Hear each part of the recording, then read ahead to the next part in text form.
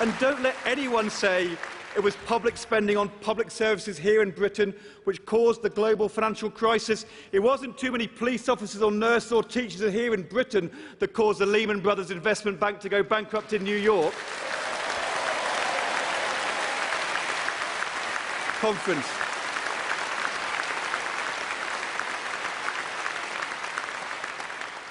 We didn't get everything right. We made mistakes. But abolishing the Future Jobs Fund and cutting 100,000 jobs for young people, that wasn't Labour's mistake. Scrapping the regional development agencies, ending EMAs, cutting childcare tax credit for working parents, those aren't Labour's mistakes. Wasting £2 billion on a reckless NHS reorganisation, wasting £100 million on elected police commissioners, wasting £1 billion on a tax cut for the banks, billions more on rising unemployment, ripping up our balanced plan, trying to get the deficit down faster and choking off the recovery at the same time. Conference, those aren't Labour's mistakes. They're David Cameron's mistakes and George Osborne's mistakes and Nick Clegg's mistakes. Reckless, ideological, unfair, Tory economic mistakes, every one of them.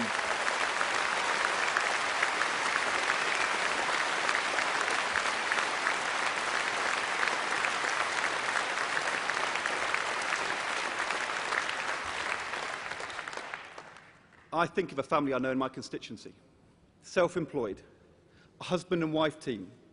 Times are hard at the moment, but things are just about okay. They can pay the mortgage. They managed a holiday with the kids this year. But they're worried about gas bills rising, petrol, food all going up, worried about losing their tax credits and their child benefit, worried when they see other local businesses close down, worried too about the future. Can they keep up their pension payments? Can they afford for their son and daughter to go to college? Better off under Labour. But it was their hard work which did it. Deeply aspirational for their children, but worried about their futures. Believe me, they don't want to hear from us about all the good things we did in government. Believe me, they certainly do want to know we've learned from mistakes we made. But most important, they want to know there's a reason to be hopeful, that their hard work can be rewarded, that their children can do well. They want to know that there is a better way.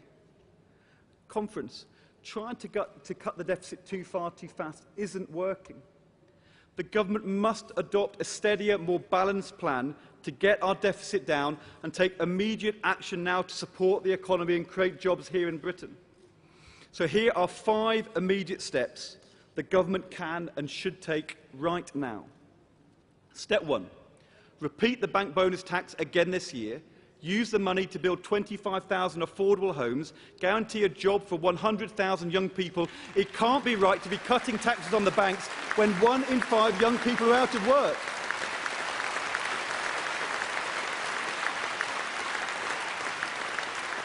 Step 2, genuinely bring forward long-term investment projects now. Schools, transport, roads. Get people back to work and strengthen our economy for the future. Step 3, announce an immediate 1-year cut in VAT to 5% on home improvements, repairs and maintenance to help homeowners and the many small businesses that are so dependent on the state of the housing market.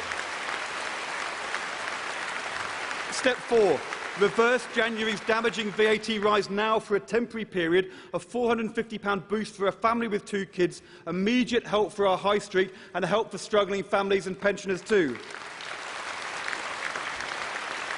And step 5, a one-year national insurance tax break for every small firm which takes on extra workers, using the money left over from the government's failed national rebate for new businesses, helping small businesses to grow and create jobs. Conference, that is a plan to help struggling families and small businesses to get our economy growing and create jobs, which are the key to getting our deficit down. Action on jobs, investment brought forward, support for families, support for homeowners, support for small businesses. 5 immediate steps the government could take tomorrow. If they do so, we will back them. Call it Plan A, call it Plan B, call it Plan C. I don't care what they call it. Britain just needs a plan that works.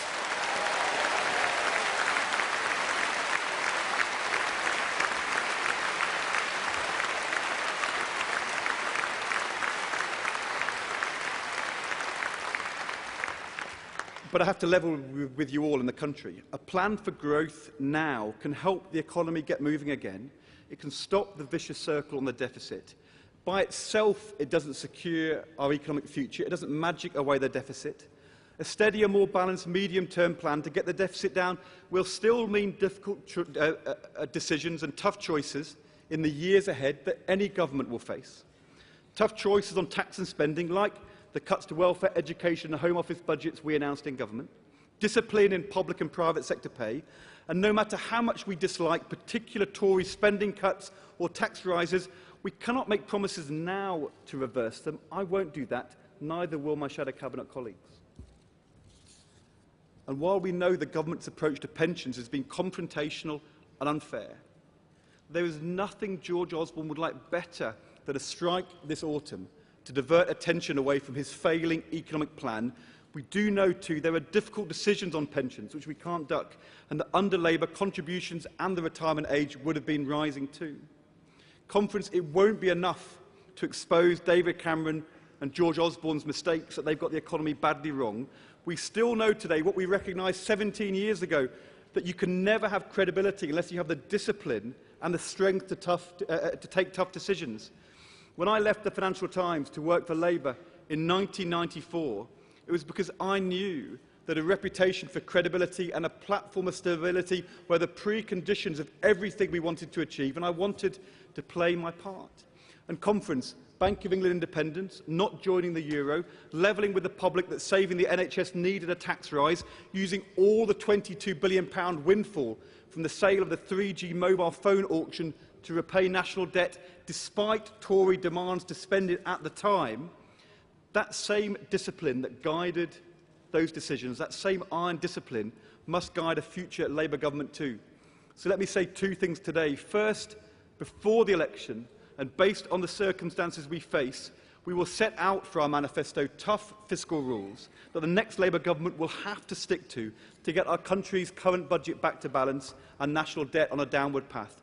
And those fiscal rules will be independently monitored by the Office for Budget Responsibility. And second, we know that even as bank shares are falling again, David Cameron and Nick Clegg are still betting on a windfall gain from privatising RBS and Lloyds to pay for a pre-election giveaway. We could also pledge to spend that windfall. But just as with the 3G mobile phone auction, we will commit instead in our manifesto to do the responsible thing and use any windfall gain from the sale of bank shares to repay the national debt. Conference, that will be Labour's choice. Fiscal responsibility in the national interest.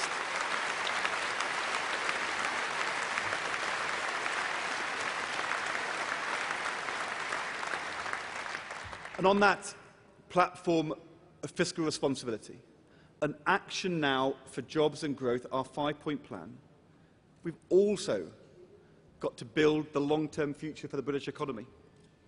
And that means government must act to ensure markets work in the public interest and, as Ed has said, tackle unfair concentrations of power. Many of us have had enough experience of government to know that the public sector can fail too, that Whitehall doesn't always know best, that well-meaning business regulations designed by public servants can sometimes do more harm than good in the real world, that central direction shouted ever more loudly by ministers are no substitute for proper reforms that get incentives right, tackle market failures and put power in the hands of users. But we know too that government just walking away is not the answer. The government has a vital role to play, working closely with business in making our economy stronger and more balanced for the long term. John Denham, Liam Byrne, Angela Eagle and I, we're all working together on our new financial, industrial and employment policies. We can't claim we've got all the answers at this stage, but we know we can't tackle our skills deficit unless both government and employers do more. We can't have a modern industrial policy without government action to support new manufacturing technologies, including green manufacturing, to make the planning system work to support investment and jobs, and yes, to ensure a genuinely level playing field for procurement. And we can't tackle the debilitating short-termism which still plagues the relationship between finance and industry in Britain without radical reforms that must go beyond the tough regulation of the banks that the Vickers Commission has proposed. That is why Ed Miliband, John Denham and I are determined that Labour will lead a debate on how to tackle short-termism in our economy, including tackling market failures in small business lending, and that means we must now examine proposals for a national investment bank for small business.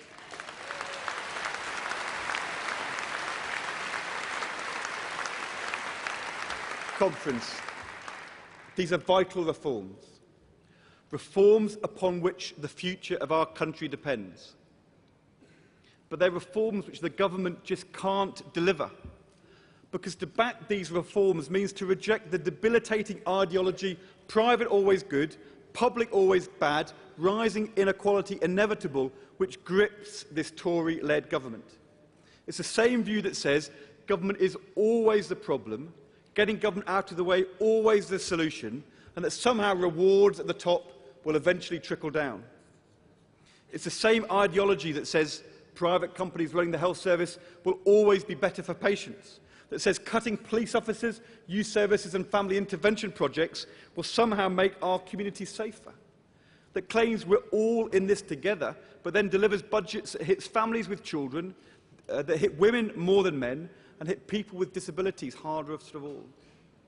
Above all, it is the same ideology that believes the global financial crisis was caused by too much public spending, and that because they are cutting public spending faster than ever in our history, that somehow Britain is a safe haven. A safe haven. With unemployment rising, with our economy flatlining, how can David Cameron and George Osborne claim that Britain is a safe haven? It may be a safe haven for those who don't need to work, for those with independent means, for those for whom £9,000 a year tuition fees is small change.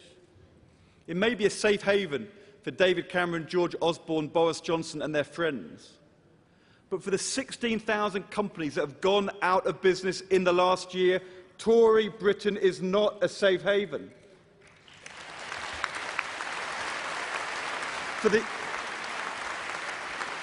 For the young people losing their EMA this term, for the women seeing their pensions cut, for the families seeing their child benefit taken away, for the million young people now out of work, Tory Britain is no safe haven.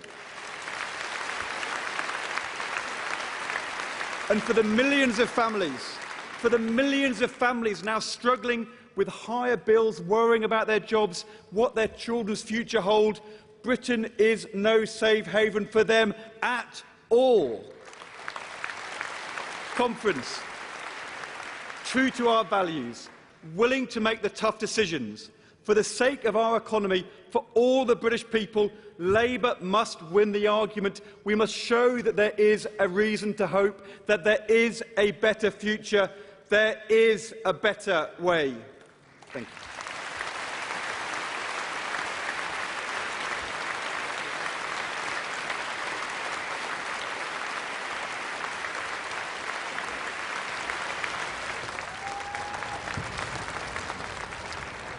And Mr. Ball's speech comes to an end there. They weren't quite sure it had ended. Maybe they wanted to hear more. Most people on their feet giving it was a rather slow, stilted standing ovation to begin with. Tough speech from the Shadow Chancellor, though in terms of delivery, he never quite hit his stride. Though he got congratulated by Mr. Miliband. Number of people in the centre of the hall not standing up. I suspect there may be some of the union representatives here who didn't quite like what he had to say. He had some apologies to make, but he also had just what he thought was a plan to get the economy going again, and he wasn't apologising by any means for everything.